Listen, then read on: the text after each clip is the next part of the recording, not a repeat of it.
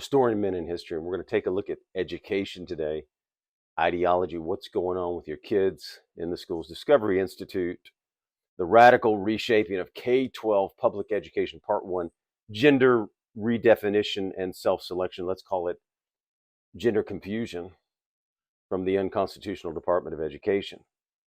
All right, now there's a constitutional issue here. They talk about a different amendment, but we're going to use the 10th. This is from Carrie D. Ingram, June 2nd, 2021, in Indoctrination, originally published at the American Spectator. And that's what it is, indoctrination, right? Extreme ideologies are quickly taking root in U.S. K through 12 public schools, she says, through the new school policies, practices, and curriculums with devastating effects on students. This is why we can make the great argument today, and you should always be making it, for restoring the Constitution and going back to the limited government that the founders ratified. If you like this video, like and subscribe. We would appreciate it. Thank you.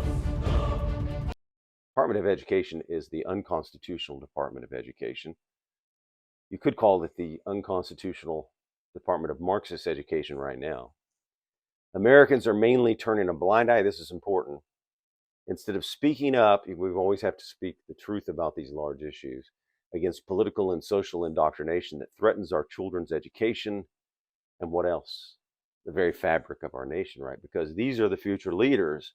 And if they're confused about their sex, male and female, that's it, right? That's it, male and female. They're confused. How are they going to govern? How will they govern if they're confused about their own sex? Not very well. And it won't be with American principles. And it will be to do more confusion for the most of them, probably. Some may go the opposite, right? Some may go the opposite and say, enough of this, right? They'll probably turn around some of them. So, but overall, you don't want a lot of people trained in this way because many are going to fall into it, right? One radical development is in the area of sex gender. Although the terms are historically used interchangeably, a shift has occurred in recent decades, with sex primarily referring to the biological category or anatomy. See, we don't want to separate that. It's just sex, male or female. And gender referring to a person's thinking or feelings about who they are. Okay, if you think you're Superman, you're not Superman. It doesn't make it so. If you think you're Thor, you're not Thor, right? So kids like to use their imagination and think. Over the past several years, schools have increasingly embraced the cultural redefinition of gender. Schools have embraced, right? Schools are leftist. Most teachers are leftist. You can read the polls. Most of the education centers in America are leftist indoctrination centers. Despite the biological reality of only two distinct sexes, right? Two distinct sexes, male and female.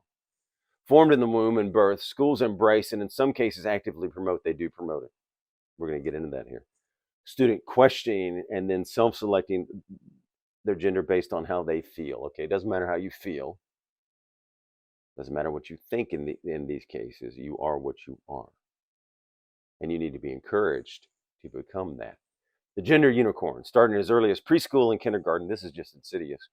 Taxpayer money, your money, is funding radical sex education content from an unconstitutional Department of Education. The federal government was never supposed to be in education. Let's talk about student loans. The federal government has no constitutional. It's not just that the executive action is unconstitutional. The whole area of education is left and remain where? To the state. Gender unicorn and an iteration, and let me say it again one more time. States are the place where you control education, not the federal government, because it's unconstitutional. The federal government has no constitutional power or authority enumerated in the Constitution to deal with anything with education in colleges, high schools, anywhere. When I get this, and here's what they're pushing. So not only is it unconstitutional, it's negative and bad. Watch.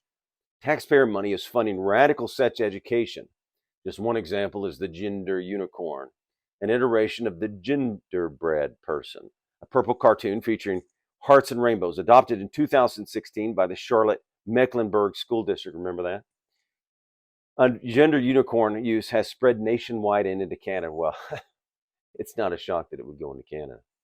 The Washington State ASCD curriculum in context, spring-summer 2020, lists the gender unicorn as one of the several, quote, educational materials for teachers. No, teach math, science. In fact, at this level, Anyway, let's go on. The Alberta Teachers Association includes the gender unicorn in their 152-page teacher toolkit aimed at what? Cultivating LBGTQ inclusive classrooms. Okay, that's the Alberta. We know how far Canada's gone all the way. We don't want to cultivating LBGTQ inclusive classrooms. The character is insidious. It's designed to look endearing to young children, similar to the popular Barney or Boss. However, this unicorn walks students through self-selecting their gender identity. Okay, you want to self-select your gender identity? How about you give them a survey? Do you want to come to school or not? No. Do you want to sleep late, or would you rather get up for school? Okay. How many kids are going to say, yeah, I think I'll get up early and go to school?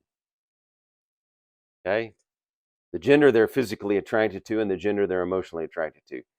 Each option includes not only categories such as women, men, and feminine, masculine, but also other. What is other? Even their sex assigned at birth is open to interpretation. It includes female and male, but also other intersex. You see, first of all, it's an unconstitutional department, the Department of Education. It's also a Marxist leftist. In general, most of education is leftist Marxist. You can see the polls. But let's go on. According to Eli Sanders, the sexual health and school health specialist for the Oregon Department of Education. Here's the Oregon Department of Education. What did I just say? So you do have to end the Department of Education because it's unconstitutional, and then you have to get to work at the schools. But here's the main thing. We have more and more kindergartners coming out and identifying why. Because you're teaching that. You're indoctrinating that. And what happens with kids? They want attention. So if you're valuing that and assigning a value to it, more kids are going to want to be there. So the first part is get your kids out if you possibly can in homeschool, because we need the money taken out of federal programs.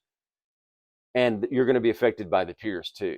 So you need to get your kids any possible way out of public schools, out of private schools, out of the school system, and homeschool. Any way you possibly can. I know it's difficult and it's easy to say. However, it protects them from bad influence and from the parents who've bought into this stuff. So it's not just getting them out of schools. So, of course, you're going to have more. This is an ideology. It's driven down. It's indoctrination. So you're going to have more and more. And you'll undoubtedly receive all sort of interesting answers. Talk to any 5-year-old for 10 minutes, and you will be entertained and likely given misinformation on a number of topics. Well, that's another point, right? If you don't clearly understand it, you could self-identify but not mean it right. So the polls and surveys, remember, are always, we can ask the questions in a certain way and have it come out what we want also. So there's always a problem with looking at polls, but without prompting or exposure. But the point is, indoctrination works in kids. They're malleable. They're impressionable. Would surely not form the suggested conclusions. So that's correct. You know, most of them are just going to answer, and if you badger someone, they're going to answer what you want to hear, right? And also, they may not know what they're thinking about. Their kindergartners, right? Here she goes. Most kindergartners don't know how to read, tie their shoes, or recite their homework, but instead of teaching academic basics, schools are now actively promoting identity confusion, and that's what we always call it, confusion. Negative impacts that last a lifetime. Think about how much damage that does. It's no wonder that child and adolescent mental health issues are on a steep rise when students are taught to question their own identity and select from an ever-growing list of confusing options. How about, do you think you're a billionaire? Check yes. Meanwhile, parents are widely uninformed about what's occurring in classrooms. Again, this is the state versus the parents. We did one on this. For example, a concerned parent of a second-grade student in Oregon reached out to the teacher after her child was exposed to the gender-ed person without any prior communication. Tragically, the teacher of gender identity and fluidity and other LGBTQ concepts in social studies often come with no warning or option for parents to opt out. Her concerns were dismissed and the request for a meeting with the teacher was denied. Instead, the teacher directed the parent, directed the parent to the principal, who responded that gender identity is something our society historically has failed to talk about and declared it a positive development. See, you see these school administrators. So once you get the Department of Education in it, you got to work on your school district. Furthermore, the principal stated, that gender identity teaching could occur throughout the school year in all subject areas. And while Oregon allows opt-out in health classes, the principal reminded the parent that the opt-out does not apply to non-health classes. You see, this is on purpose, this is by design, this is intentional. They're wanting to change a generation. Remember what Mao did, what Hitler did, what Stalin did. They wanted the youth. They wanted the youth turned against the parents, right? Deceptive strategy by the school evidently This deceptive strategy by the school evidently meets the letter of the law by providing parent communication and opt-out privileges regarding sensitive health content. However, it clearly violates the spirit of the law and circumvents parental control over the indoctrination of their children. And that's the point. They want the parents out of the way. A lot of these school administrators, they think they know best and they have an agenda. They want to convert. They want to change. So, best example is if you possibly can get them out of the schools, get them homeschool. Now, here's another example of the type of indoctrination from Bethel School District in Washington State. Recently, students were assigned to complete a survey related to COVID-19 in which students in grades 6 to 12, as young as 10 years old, were asked to select their gender. Okay, you can't select your gender at up to 10 years old. Grades 6 to 12, that's ridiculous. Options included male, female, transgender, questioning, not sure of my gender identity, of course, or something else that fits. This is indoctrination. This is insidious. Next, the survey asked students to indicate their sexual orientation. So kids do not need to be talked to about sex. The parents will do that at home. The schools, you see how they try to get in, sexualize. That's the culturalist Marxists going back to the Frankfurt School. They wanted to use sex, destroy sex. Parents were not informed of the survey content, which plants seeds regarding sexual orientation, planting those seeds. How powerful is that? Confusing kids. This should upset you guys. Just speak out peacefully. When questioned, the district spokesperson refused to respond, really to pull your kids. That's the best way, again. If any way possible, the best way is to get your kids out of this. Get the kids away from the peers of foolish parents who may believe this. One Washington parent fittingly asked, is the state's intent to inject transgender and hypersexuality in everything they do? Yes. In everything they do. Notice what the parent said? Bathrooms. The indoctrination of the young doesn't end in elementary classrooms. Students of all ages are not only allowed, but encouraged to use the school bathroom of their choosing. Ridiculous. You got to keep girls safe. You got to keep boys out of the girls' locker rooms, out of the girls' bathrooms. From state-sponsored. What do I mean by that? You shouldn't be sponsoring this, indoctrinating this, confusing people. Furthermore, in the name of safety, oh, that's funny, right? They always use the word safety. Restrict faculty and staff from entering these to ensure nothing inappropriate safe occurs. And she makes a good point here. The policy defies common sense. Anyone who's gone to school knows that bathrooms have always been a prime place for student misbehavior, cheating, bullying, drinking, doing or selling drugs, and beyond. Obviously, those making mischief fervently hope that the teachers wouldn't barge in and put a stop to their activities. Imagine how bad things could get now when students know that adults cannot enter the bathrooms. With zero supervision, a boy can walk into a girl's bathroom at any time, as long as he wants, do what he wants, all without the fear of an adult stopping him. At a minimum, one would think that the legal liability schools would be subject to. Okay, she goes on. Locker rooms, the same logic. Gives ideology supremacy over all else, also applies to locker rooms. Adults know that even changing clothes for PE in the presence of same-sex peers can challenge the modesty and comfort level, right? Let's talk about modesty. We want kids to have modesty, and there's a faction on the left that doesn't want that. Look at this last month and this crazy foolishness. Modesty, humility, not pride.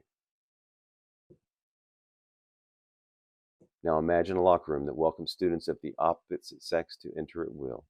Look, that's not safe for girls.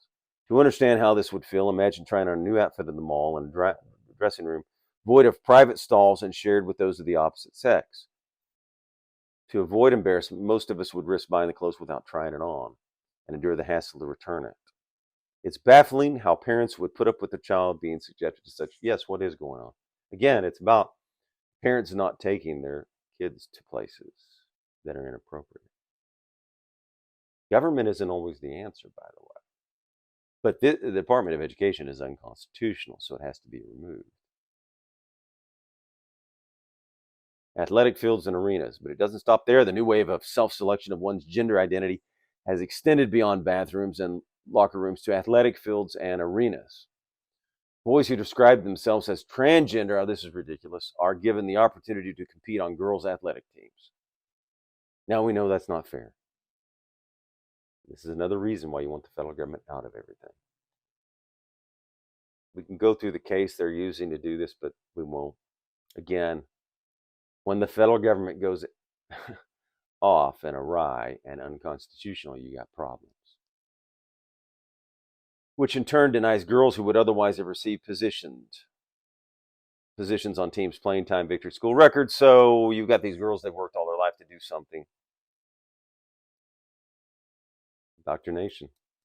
This is for power. Until recently, there has been a nearly universal agreement that the biological differences between male and female bodies make it inappropriate for boys to compete against girls. Yes, that is true. It is inappropriate. Or men against women. In most sports, there are a few exceptions. Okay, going on. But now girls have proved that they are not only the fastest, stronger female, but that they can also beat biological males. This is ridiculous. It has to stop. Some may think it, and again, getting the federal government out of everything and returning to a constitutional government will help you make the decisions where they should be made in the states. And that's where we have to get to. It's one of the major problems. Some may think it's unlikely that biological boys will compete as girls, but the current reality proves otherwise. Only 12 states prohibit the practice, where 9 have no policy, and 10 states allow it after the transgender athlete has undergone a form of treatment. 19 states, plus, of course, Washington, D.C., allow it without any restriction. Well, of course, it's Washington, D.C. Without any restriction related to the athlete's testosterone level.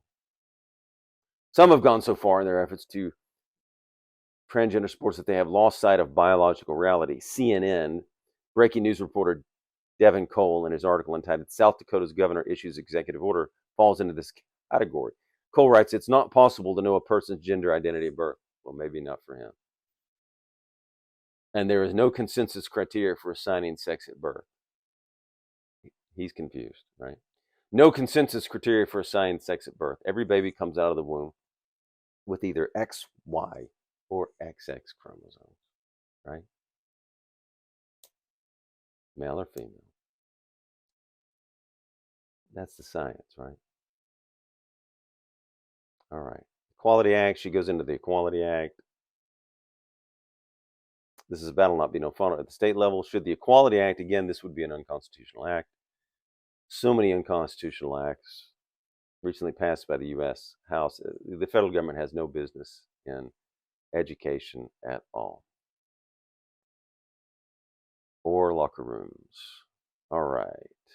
Parental consent and school deceit. Parental consent was once, this is important, I think. Let's finish this point with, though, the other one, as Douglas Laycock.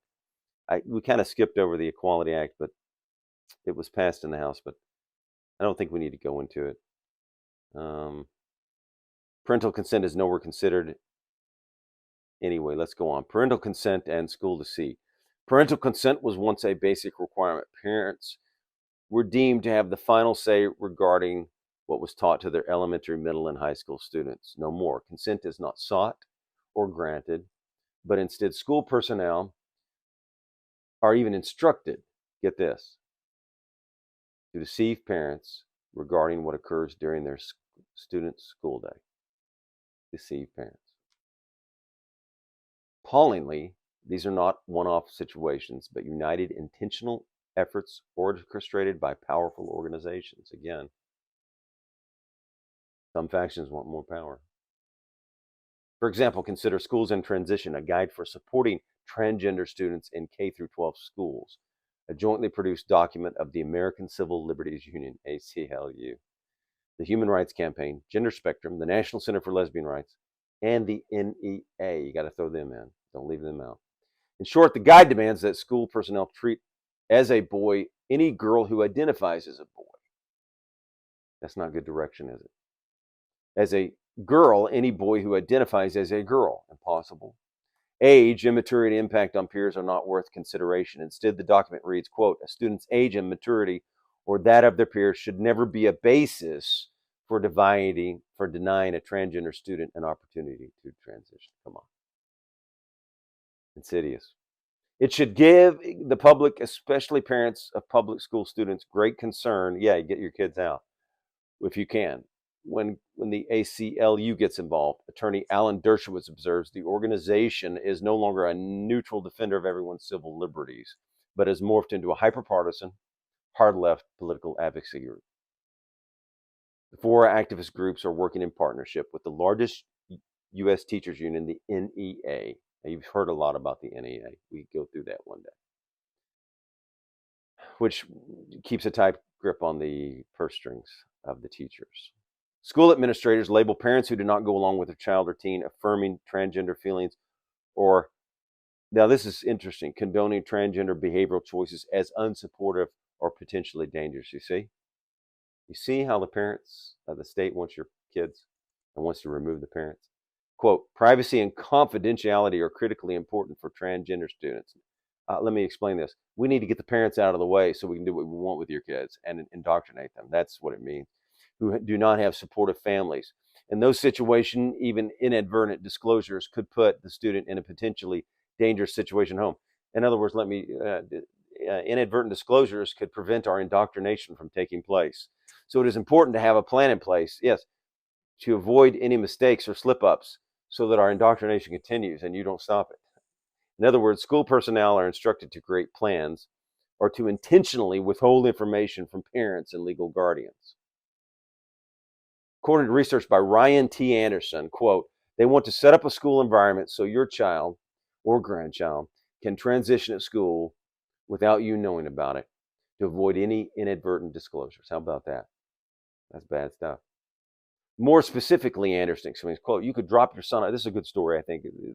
Anderson writes this and explains, you could drop your son off at school at 8 a.m. and he would go to the principal's office where a new wardrobe would be waiting for him. He could change into a dress, put on nail polish, lipstick, makeup, and spend the day at school presenting as if a girl. Be referred to by a new name with a new pronoun throughout the school day. And at the end of the day, go back to the principal's office, change back into his original clothes, take off the makeup, nail polish, lipstick, be picked up by you without you ever knowing what's going on at school. They even have a way, and this is what they mean when they say they have a plan in place to ensure that the inside of school, they'll use a new name and new pronoun, but externally, when communicating with the parents, they will go back to using the given name and the proper pronoun, entirely to undermine your role as parent. You see, state versus parents. That's a battle. Subversion of parental rights to oversee in its subversion of parental rights to oversee the education and care of their children. The overreach and deceit by our public is a clear violation. Okay, she's going to go into an amendment here, the 14th, but here's the thing. The 10th Amendment sets that education is not the purview of the federal government, so we just need to get it out and return and restore the Constitution. And the way they've used the 14th, I see what she's saying, the way they've tried to use it. But here's the thing. The move to subvert parental rights is not an isolated phenomenon. It's taking place in Montgomery County, Maryland, Chicago, Metropolitan School District in Madison, Wisconsin, the New Jersey. See, they're indoctrinating kids. The failure of school staff addressing gender dysphoria. According to the Mayo Clinic, gender dysphoria is the feeling of discomfort or distress that might occur in people whose gender identity differs from their sex assigned at birth or sex-related physical characteristics. The American Psychiatric Association defines gender dysphoria as clinically significant distress or impairment related to a strong desire to be of another gender. All right. Rather than working secretly at odds with parents, schools should offer support. Okay, so this is her wrap up. We're going to wrap it up differently. The student confusion is further fueled by the new norm of public school teachers and administrators listing the pronouns they desire to be referred by. According to the Trans Student Educational Resource, TSER, there are no male, female, or man, woman pronouns. All pronouns can be used for any gender and are gender neutral. Okay, confusion, insidious. Furthermore, pronouns should not be referred to as preferred, right? Because you want to change normal, but there is a normal. Even correct grammar takes a back seat to the new gender ideology. Now get this, this is interesting. Beyond she, her, hers, and he, him, his, students are instructed, get this, to refer to individuals with the plural, they, them, theirs. You see? So their indoctrination trumps education. They've proven that constantly. These are not the only pronouns. There's an infinite number of pronouns. Okay, concluding thoughts. With the vast majority of students accepting their sex and gender from birth, creative solutions that might include, okay, she goes on to something. Here, we're going to wrap it up with this, though. Look, return to the Constitution, restore the Constitution. In the meantime, what can you do immediately? If you have the resources, you can pull your kids out of the schools and homeschool. That's something you can do today. Why? Because it protects your kids from the peers, from maybe foolish parenting of other kids that believe this nonsense, from the administrators, from the teachers, and from the whole design. And the overall plan is to end the Department of Education, unconstitutional Department of Education, and get it back to the states where it belongs. There's nothing in Article 1, Section 8 or anywhere else in the Constitution that says the federal government has any power to be in education at all, whether high school, college, junior high. So return to the Constitution, restore the Constitution. And that will be one way of helping. And then get your kids out, though. The main thing you can do today, that's a long process, is homeschool. And then you can teach virtue in the home and your values in the home and not have this confusion. And that's the key, because this is the future, right? These kids one day will be running things. So it's also the future and health of our nation, but it's the health of them, more importantly. Not confusing them, but fighting for them today and fighting for girls to be protected in the locker room. And again, though, the best solution is for parents to pull their kids in homeschool if they possibly can, or making a plan to do that. Thank you and have a good day. If you like this video, please like, comment, subscribe, and share with your friends. It helps the algorithms, and we would appreciate it. Thank you, and have a magnificent day.